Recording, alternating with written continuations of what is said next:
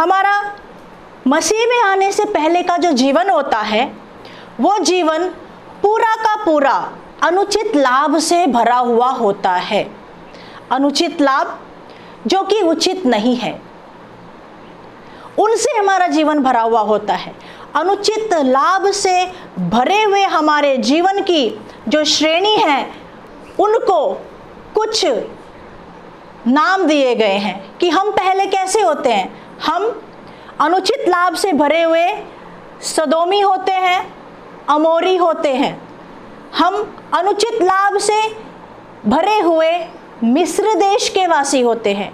हम अनुचित लाभ से भरे हुए निनवे के लोग होते हैं। लेकिन हम जब प्रभु में आते हैं तो प्रभु में हर एक व्यक्ति की हर रोज प्रभु के सामने आने के समय एक प्रार्थना होनी चाहिए, प्रभु मेरे मन को अनुचित लाभ से हटा करके तेरी आज्ञाओं की ओर चला, तेरे वचनों की ओर चला। अब अनुचित लाभ क्या होता है? हम पहले अनुचित लाभ से खुश होने वाले लोग थे। हम सदोमी के जैसे लोग थे। सदोमी लोग अनुचित लाभ को प्राप्त करने वाले लोग थे। सदोम के अंदर क्या अनुचित लाभ था? सदोम के अंदर जो अनुचित लाभ था वो ये था कि वहाँ का छोटा बच्चा से लेके बड़ा बुजुर्ग तक अपने शरीर के सुख विलास, शरीर की वासना, व्यभिचार से भरा हुआ था। उस देश सदोम के अंदर समलैंगिक शारीरिक संबंध हुआ करते थे और वहाँ के सदोम के लोग अपने शरीर को अनुचित लाभ से प्रसन्न किया करते थे। इन गलत शारीरिक संबंधों से जो प्राप्त होने वाला शारीरिक सुख है, वो अनुचित लाभ जो है वो अपने शरीर को दिया करते थे और इस अनुचित लाभ से परमेश्वर पिता बहुत ही घृणा करते थे। इसीलिए परमेश्वर स्वर्गदूतों को सदोम में भेजने के लिए उतर आया और परमेश्वर ने कहा मैं सदोम का नाश कर दूंगा, लेकिन सदोम का नाश ना हो इसीलिए लोत के निमित्त अब्राहम ने परमेश्वर से मध्यस्थी की और उसने सदोम के देशवासियों को बचाने के लिए विनती की। परमेश्वर ने कहा अब्राहम ठीक है, अगर कोई वहां सदोम वासी मेरे वचन को सुन करके, मेरी चेतावनियों को सुन करके मन फिराएगा तो मैं सदोम का नाश नहीं करूंगा। चाहे फिलहाल वो लोग समलैंगिक शारीरिक संबंध में हैं, चाहे वो व्यभिचार से प्रसन्न होते हैं, अपने शरीर को अनुचित लाभ से वो लोग आनंद उठाते हैं, पुरुष स्त्री गलत व्यवहार से, शारीरिक संबंध से वो लाभ उठाते हैं, तो मैं उनको क्षमा करूंगा यदि वो अपने मन को फिराएंगे। हालेलुया। इसीलिए परमेश्वर सदोम में भी गया, सदोम में गया, उसके वचन का प्रचार हुआ स्वर्गदूतों के द्वारा, वहां चमत्कार हुआ, वहां के लोग अंधे हो गए, लेकिन फिर भी सदोमी लोग अपने इस अनुचित शारीरिक सुख से उन्होंने मन नहीं फिराया। तब जाकर के जब पानी सिर से ऊपर चला गया, परमेश्वर ने सदोम का नाश कर दिया। नाश क्यों किया? क्योंकि परमेश्वर सदोम में गया।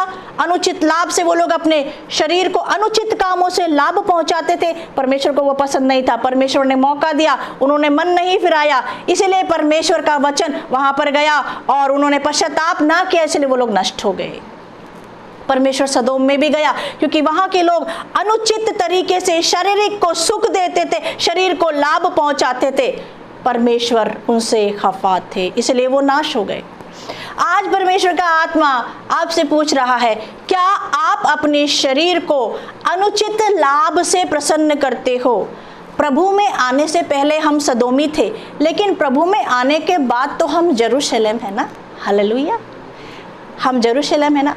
अगर हम यरूशलेम हैं तो फिर क्या यरूशलेम अनुचित लाभ से प्रसन्न होता है? क्या यरूशलेम अनुचित लाभ, अनुचित शारीरिक संबंध से अपने शरीर को खुश रख सकता है?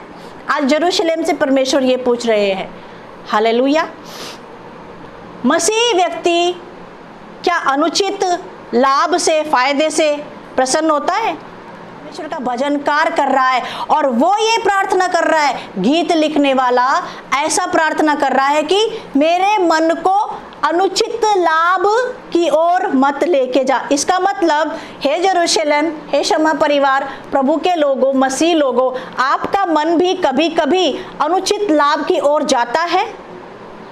कोई कह नहीं सकता कि मेरे मन को मैंने वश में कर लिया है, मेरा मन अभी अनुचित लाभ की ओर नहीं जाता, जाएगा, मरते दम तक जाएगा। लेकिन आपको एक मसीह इंसान को ईमानदारी से ऐसी प्रार्थना करनी है, मेरे मन को अनुचित लाभ की ओर से मोड़ दे। कौन से अनुचित लाभ की ओर से मोड़ दे? सदोम में जो अनुचित शरीर का सुख से लोग लाभ प्राप्त करते थे, प्रसन्न हुआ करते थे, समलैंगिक विवाह, समलैंगिक शारीरिक संबंध होते थे उन लोगों के अंदर, पुरुष पुरुष, स्त्री स्त्री, लिविंग रिलेशन। आज क्या हमारे बीच में, अगर हम जेरूशलेम हैं, सदोम नहीं रहे हम, तो परमेश्वर हमसे पूछ रहा है, हमारे अंदर ये इच्छा है कि हम सदोम के जैसे अभी भी रहना चाहते हैं? एक शादीशुदा स्त्री एक दूसरे शादीशुदा पुरुष के साथ रहना चाहती है? एक कुंवारी लड़की बिना माँ बाप को बताए, ना बिना शादी करे, वो किसी लड़के के साथ शारीरिक संबंध में, लिविंग रिलेशन में रह सकती है? अगर आप मसीह हैं तो, अगर आप जेरूशलेम हैं तो आपसे परमेश्वर पूछ रहा है, क्या आपको वो बात पसंद आती है? क्या आप उससे आनंद उठाते हैं? माता पिता को पता नहीं है, कलीसिया के लोगों को पता नहीं है, परिवार के लोगों को पसंद नहीं है, परंतु तुझे ये अपने बारे में, आज तुझे अपने बारे में चेक करना है कि तू अभी भी सदोमी है कि तू जेरूशलेम वासी हो गया है। अभी भी सदोम में हो कि जेरूशलेम बन चुके हो? ऐसा नहीं होता कि जिस दिन आप पानी में डूब के बपतिस्मा लेते हो आपकी सारी इच्छाएं मर जाती हैं। इच्छाएं नहीं मरती, पुराने पाप क्षमा होते हैं। अब परमेश्वर आपके अंदर जो सदोम की व्यभिचारी जो इच्छा रहती है उसको दिखाता है, ये देख तेरे अंदर है, हाँ है, चल पहले भी करते थे अभी भी करेंगे। तो आपको परमेश्वर से कहना, मेरा मन हो रहा है प्रभु, वही जो मैं सदोम में करता था, अनुचित लाभ से, अनुचित शारीरिक संबंध से, व्यभिचार से अपने आप को प्रसन्न करता था, किसी को पता नहीं था, मेरा मन हो रहा है प्रभु, लेकिन तू मुझे मेरे मन के हवाले ना छोड़, तेरी आज्ञाओं के पीछे चला। हालेलुया। मसीह जीवन क्या है भला? मसीह जीवन सारा का सारा प्रार्थना का ही तो जीवन है। आप तलवार के बल से नहीं जीतेंगे, आप प्रार्थना के बल से जीतेंगे। प्रभु से कहना है, मुझे ये बीमारी है, मुझे इलाज कीजिए। तो आप जेरूशलेम वासी हैं या अभी भी सदोम में हैं? अनुचित लाभ से अपने शरीर को प्रसन्न नहीं करना, नहीं करना, नहीं करना, नहीं करना है, बिल्कुल नहीं करना है। कहीं से हमें अनुचित लाभ हो रहा है। लाभ है, लाभ होगा, लेकिन शरीर को लाभ होगा, आत्मा तो नुकसान होगा। सदोम में उनको शरीर को लाभ होता था, उनको शरीर में वो लोग आनंद उठाते थे व्यभिचार का। लाभ होगा मसीह लोगों को भी। आप गलत काम करेंगे तो आपके शरीर को लाभ होगा, क्षण भर के सुख के बाद आत्मा कितना रोता है। आप जो ये जेरूशलेम जो है इसमें गलत काम करोगे, आपको लाभ तो होगा, शारीरिक सुख तो प्राप्त होगा, परंतु आपको उसके बहुत बुरे दुष्परिणाम उठाने पड़ेंगे। क्या दुष्परिणाम उठाने पड़ेंगे? बीमारियां। हे जेरूशलेम, तू पवित्र मंदिर है, हमारा शरीर पवित्र आत्मा का मंदिर है। तो जो पवित्र आत्मा का मंदिर वो बन चुका है सदोम, तो पवित्र आत्मा के मंदिर में अनुचित शारीरिक संबंध का आनंद हम उठा सकते हैं। ये सही है या गलत है? लाभ तो है, आनंद तो है, क्षण भर का सुख तो है, परंतु क्या ये शोभा देता है जेरूशलेम को, पवित्र आत्मा के मंदिर को? मसीह के आड़ में हम क्या क्या कर रहे हैं? बाहर लेबल है कि ये मसीह लोग हैं, ये गलत काम नहीं कर सकते हैं, परंतु हम क्या कर रहे हैं? सदोम वाले काम हमारे अभी भी चालू है। हम अपने आप को चेक करेंगे आज। सदोम से परमेश्वर नाराज हो गया, अब तो हमारा बपतिस्मा हो गया, यीशु हमसे नाराज नहीं है। अगर यीशु नाराज ना है तो आज ये वचन क्यों आ रहा है हमारे लिए? हे प्रभु, मेरे मन को अनुचित लाभ से हटा दे। हम में से कुछ लोग सदोमी थे जो शारीरिक व्यभिचार से प्रसन्न होते थे, परंतु आज तो तू यरूशलेम है, आज तो तू पवित्र आत्मा का मंदिर है। अपने आप को चेक कर, तेरे अंदर अभी भी सदोम के जैसे काम पाए जाते हैं। यशायाह की किताब में लिखा है, नबी लोग सिखाने वाले इजरायली लोग सदोमी काम से प्रसन्न होते थे, व्यभिचारी ढोंगी वो ऐसे प्रसन्न होते थे, परमेश्वर उनसे बहुत नाराज हो गए। प्रभु के लोग, क्योंकि ये चीजें प्रभु के लोगों को ही घायल करती है, प्रभु के लोगों को ही जख्मी करती हैं। एक मसीह मर गया तो शत्रु को बहुत प्रसन्नता होती है। पाप में आप सदोमी हैं कि आप सदोम से निकल के यरूशलेम में, अगर तू यरूशलेम है तो तेरे ऊपर सदोम का झंडा नहीं, यरूशलेम का झंडा फहरा रहा है क्या? प्रेज द लॉर्ड, बोलो प्रभु यीशु मसीह की। हे प्रभु, मेरे मन को अनुचित लाभ की ओर से हटा दे। हम में से कुछ लोगों का जीवन मिस्र के जैसा था, हम मिस्री लोग थे, वी वर लाइक इजिप्शियंस। क्या होता था इजिप्ट के अंदर, क्या होता था मिस्र के अंदर? मिस्री लोगों का ऐसा व्यवहार है, ऐसा स्वभाव है कि वो लोग ज्यादा काम करवाते हैं और कम मजदूरी देते हैं, किसी का गलत फायदा उठाते हैं, किसी की मजबूरी का, लाचारी का, विधवा का, गरीबों का फायदा उठाते हैं। मिस्र देश में जो इजरायली स्त्रियां थी, जब वो बच्चे जना करती थी तो वहां के राजा को पता था ये बच्चे बड़े पावरफुल होंगे और इनके बच्चे बेटे होते गए तो पूरे के पूरे मिस्र देश में इजरायली शक्तिशाली लड़कों का राज हो जाएगा और फिर हमको इनकी अधीनता करनी पड़ेगी। इस बात का आभास मिस्र के राजा को था, इसीलिए उन्होंने दो दाइयों को रिश्वत दी और क्या कहा, तुम लोगों को इनके जो इजरायलियों के बेटे होंगे ना उनको मार डालना, बेटियों को छोड़ देना। लेकिन वो जो शिप्रा पुहा दाइयां थी उनके अंदर परमेश्वर का भय था, वो बेटों को जिंदा छोड़ दिया करती थी। Hallelujah, hallelujah. परमेश्वर उनके साथ था। उन्होंने अनुचित लाभ से दाइयों ने अपने जीवन को भरा नहीं है। अनुचित लाभ, पैसा मिल सकता था उनको, इजरायली स्त्रियों के लड़कों को मार करके बहुत कुछ फायदा हो सकता था, लेकिन उन्होंने कहा हम हमारे जीवन को, हमारी झोलियों को हम अनुचित लाभ से नहीं भरेंगे। अनुचित लाभ से घृणा करता है परमेश्वर। क्या आप घृणा करते हैं?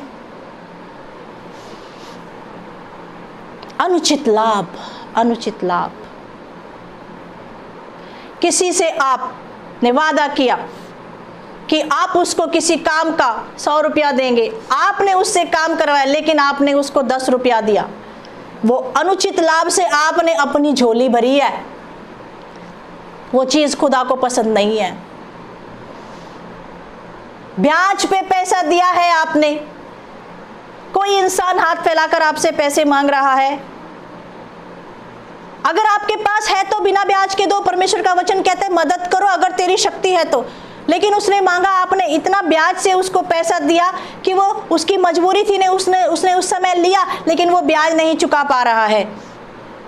आपने ब्याज पे पैसा दिया है, आपने अनुचित लाभ से अपनी झोलियों को भर लिया है। वो अनुचित लाभ जो है परमेश्वर देख रहा है। बेशक जिसने ब्याज पे पैसा लिया है वो इंसान आपके सामने ना आए, रो रो के अपनी जिंदगी को बिता रहा है कि मैं ब्याज पे पैसा कैसे उतारूं, लेकिन आपने अपने अनुचित लाभ से झोली को भर लिया।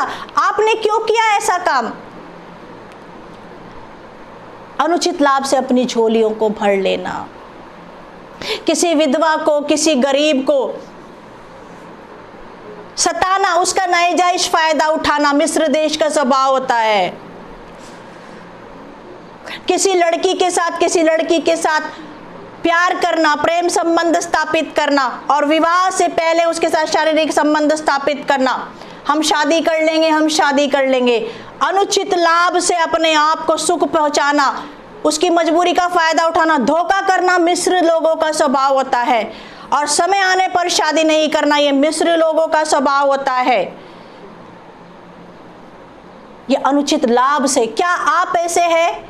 किसी को प्रेम जाल में फंसाते हैं, कोई आपसे मदद मांगता है, आप उसको फंसा करके उसका आप फायदा उठाते हैं, उसको आप इमोशंस में लेते हैं, आप उसको प्रेम में बांध लेते हैं, वादों में बांध लेते हैं, लेकिन जब समय आता है तो आप वादा पूरा नहीं करते हैं।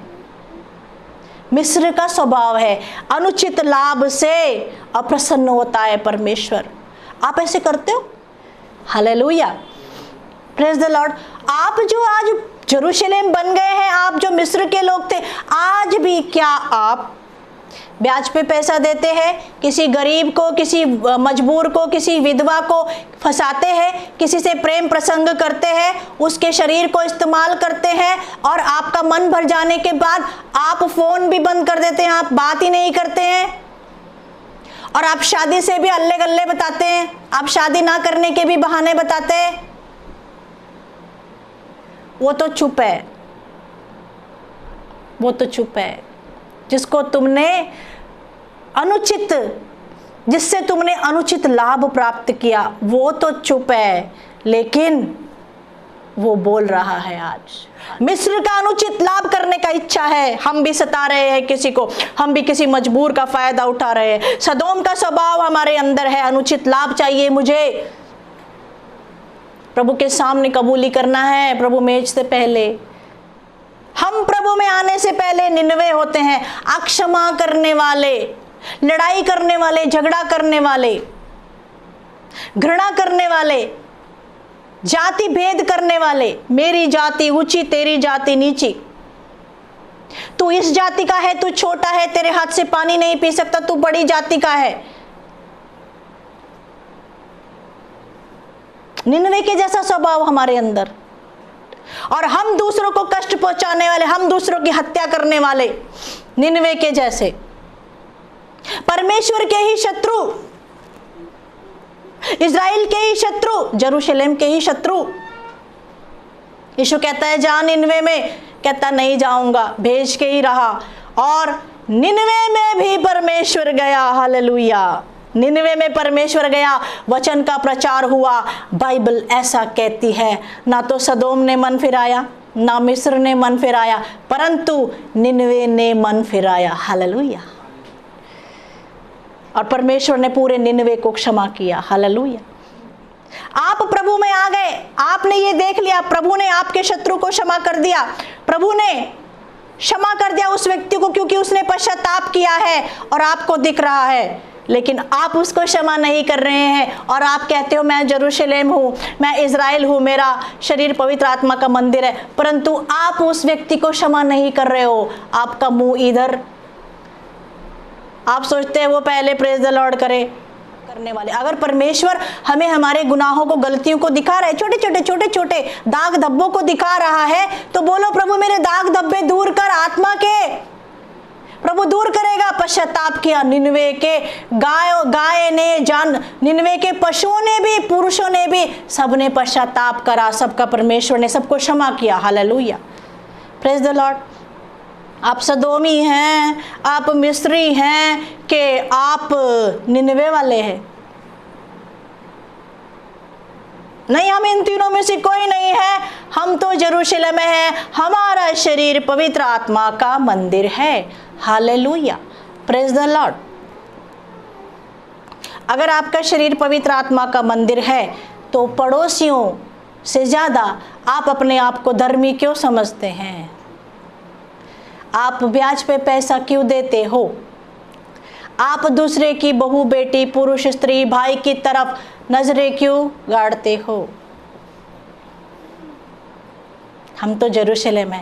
अनुचित लाभ से घृणा करता है परमेश्वर। आज आपको एक नई आज्ञा परमेश्वर देता है कि अनुचित लाभ से अपनी झोलियों को भरना नहीं, अपने शरीर को आनंदित करना नहीं। उसके बहुत खतरनाक दुष्परिणाम होते हैं, बहुत खतरनाक दुष्परिणाम होते हैं, बहुत खतरनाक दुष्परिणाम होते हैं।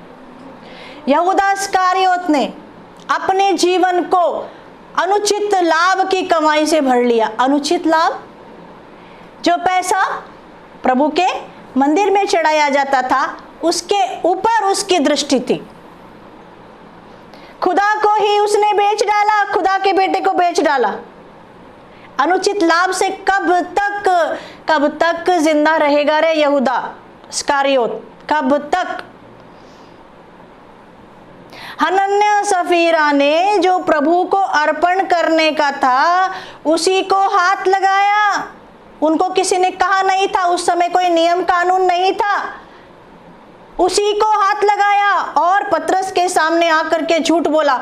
सब लोग उस समय मिलके रहा करते थे, सब लोग मिलजुल के ऐसे कहते थे चलो खेती बाड़ी बेचेंगे और सब लोग मंदिर में रहा करेंगे। वहीं पे प्रभु भोजन होता था, वहीं पे सब लोग रहा करते थे। वो कोई आज्ञा नहीं थी, मिलजुल के ऐसी बात उन्होंने सहमति से ऐसा निर्णय किया। लेकिन उनको कोई कह रहा था क्या सब लोग कर रहे हैं तुम लोग भी करो? जब तुम्हारा मन नहीं है, तुम्हारा हृदय तैयार नहीं है, तो तुमने खेती बेची क्यों? और तुमने उसमें से छुपाया क्यों शेयर और झूठ क्यों बोला पतरस के पास आकर के? चोरी ऊपर से सीना चोरी, कोई आज्ञा थोड़ी थी। अनुचित लाभ से अपनी झोलियों को भर लिया। जब सब लोग साथ में रह रहे हैं, सब लोग प्यार से रह रहे हैं, एक ही मंदिर में सब लोग रह रहे हैं प्रभु के लोगों के साथ, तो ऐसा करने की जरूरत क्या है? दिखावा करने की क्या जरूरत है कि जैसे सब लोग दान दे रहे हैं हम भी दान दे रहे हैं? किसने कहा? गुप्त, एक हाथ दे तो दूसरे को दिखाई नहीं देना चाहिए। हालेलुया। यहूदा इस्करियोत अनुचित लाभ में फंस गया। उसको पश्चाताप का मौका मिला, प्रभु ने खुद उसको रोटी भिगा करके दी और उसने बिना पश्चाताप करे खा ली। नहीं खाना चाहिए था ना, खाने से पहले कहना चाहिए था मैं गलत हूं प्रभु, मैंने आपको चंद सिक्कों के लिए बेच दिया। लेकिन उसको पश्चाताप नहीं है। उसको पता था कि मुझे करेक्ट कर रहा है यीशु मसीह, लेकिन उसने पश्चाताप नहीं, बिना पश्चाताप करे उसने वो सेवन कर लिया। और जब प्रभु को लेकर के गए तब जाकर के उसको एहसास हुआ ये मैंने क्या किया। और क्योंकि वो प्रभु का चेला था, उसको बाद में एहसास हुआ और उसने सारे के सारे सिक्के मंदिर में फेंक दिए, खुद को फांसी लगा ली। अगर उसको एहसास हुआ था, वो दौड़ता हुआ जाता प्रभु के पास, क्रूस पे घुटने टेकता, प्रभु मुझे क्षमा कर। क्योंकि वो शिष्य था, परमेश्वर ने उसको एहसास कराया। अगर हम में से किसी का जीवन यहूदा इस्करियोत के जैसा है, हम अपनी झोलियों को यहूदा के जैसे भर रहे हैं, क्या ये वचन नहीं है कलीसिया? क्या ये वचन नहीं है? पल भर में पानी के बुलबुला सा ये जिंदगी है, बीत जाएगा। कंट्रोल में रहना अच्छा रहता है, प्रभु के कंट्रोल में। प्रभु का पूरा कंट्रोल हमारे ऊपर आने दो, पूरी बारिश आने दो उसकी। हालेलुया। परमेश्वर आप सबको आशीर्वादित करे। God bless you.